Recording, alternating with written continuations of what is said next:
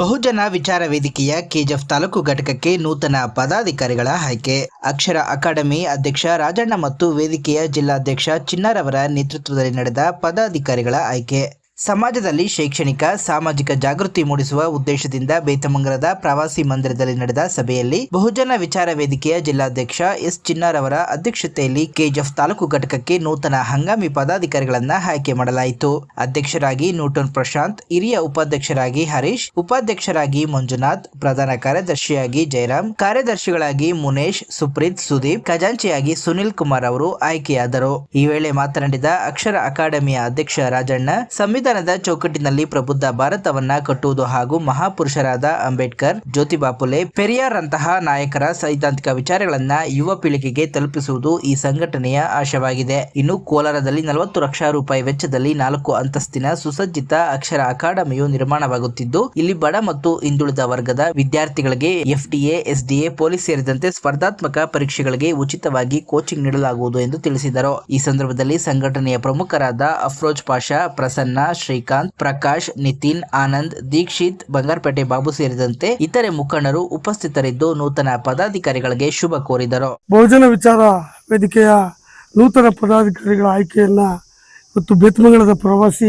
ಮಂದಿರದಲ್ಲಿ ಇವತ್ತು ಆಯೋಜನೆ ಮಾಡಿದ್ವಿ. ಸುಮಾರು ಒಂದು 50 ಜನ ಯುವಕರು ಸಕ್ರಿಯವಾಗಿ ಈ ಸಭೆಗೆ ಭಾಗವಹಿಸಿದರು. ಇಲ್ಲಿ ನಾವು ಮಹಾತ್ಮ ಜ್ಯೋತಿಬಾ ಫುಲೆಯಿಂದ ಹಿಡ್ಕೊಂಡು ಸತ್ಯಶೋಧಕ ಸಮಾಜದ ಚಳವಳಿಯನ್ನು ಕುರಿತು ವಿವರವಾಗಿ ಮತ್ತು ಸೈದ್ಧಾಂತಿಕವಾಗಿ ಅವರಿಗೆ ವಿವರ ಮಾಡಿದ್ವಿ. ತದನಂತರ ಇವಾಗ ನೂತನ ಪದಾಧಿಕಾರಿಗಳನ್ನು ಕೂಡ ಆಯ್ಕೆ ಮಾಡಿದ್ದೀವಿ.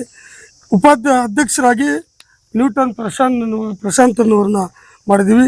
ಹಿರಿಯ ಉಪಾಧ್ಯಕ್ಷ ವಿ ಹರೀಶ್ ಅನ್ನೋರು, ಉಪಾಧ್ಯಕ್ಷ ಎನ್ ಮಂಜುನಾಥ್, ಪ್ರಧಾನ ಕಾರ್ಯದರ್ಶಿ ವಿ ಜಯರಾಮ್, ಕಾರ್ಯದರ್ಶಿಗಳಾಗಿ ಎಂ ಮುನೇಶ್, ಸುಪ್ರೀತ್, ಎಸ್ ಸುದೀಪ್ ಮತ್ತು ಖಜಾಂಚಿಯಾಗಿ MR ಸುನೀಲ್ ಕುಮಾರ್. ಇಷ್ಟು ಜನ ಪದಾಧಿಕಾರಿಗಳನ್ನು ಹಂಗಾಮಿ ಪದಾಧಿಕಾರಿಗಳ ಶಾಖೆಯನ್ನು ಆಯ್ಕೆ ಮಾಡಿದ್ವಿ.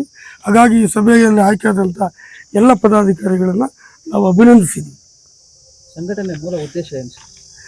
ಸಂಘಟನೆಯ ಮೂಲ ಉದ್ದೇಶ ಈ ಸಮಾಜದಲ್ಲಿ ಸಾಮಾಜಿಕ ಮತ್ತು ಆರ್ಥಿಕ ಬದಲಾವಣೆಯನ್ನು ತರಬೇಕು ಅಂತಕ್ಕಂಥದ್ದು ಭಾಳ ಮುಖ್ಯವಾದಂಥ ಹೇತು ಈ ಸಮಾಜದಾಗಿದೆ. ಮತ್ತು ಸಂವಿಧಾನವನ್ನು ಯಥಾವತ್ತಾಗಿ ದೇಶದಲ್ಲಿ ಜಾರಿಯಾಗೋದಕ್ಕಾಗಿ ನಾವು ಈ ಸಂಘಟನೆಯನ್ನು ನಾವು ಇದೆ. ಕೋಲಾರದಲ್ಲಿ ಈಗಾಗಲೇ ಸುಮಾರು 50 × 30 ಒಟ್ಟು 4 ಅಂತಸ್ತುಗಳ ಕಟ್ಟಡವನ್ನು ಈಗಾಗಲೇ ಕಟ್ಟಿದ್ದೀವಿ. ಒಳಗಡೆ ಅದರ ಪ್ಲಾಸ್ಟಿಂಗ್ ಮುಗಿದಿದೆ ಮತ್ತು ಹೊರಗಡೆದು ನಾಳೆಯಿಂದ ಸ್ಟಾರ್ಟ್ ಆಗ್ತಾಯಿದೆ. ಈಗಾಗಲೇ ಸುಮಾರು 40 ಲಕ್ಷ ರೂಪಾಯಿ ಹಣವನ್ನು ವ್ಯಯ ಆಗಿದೆ.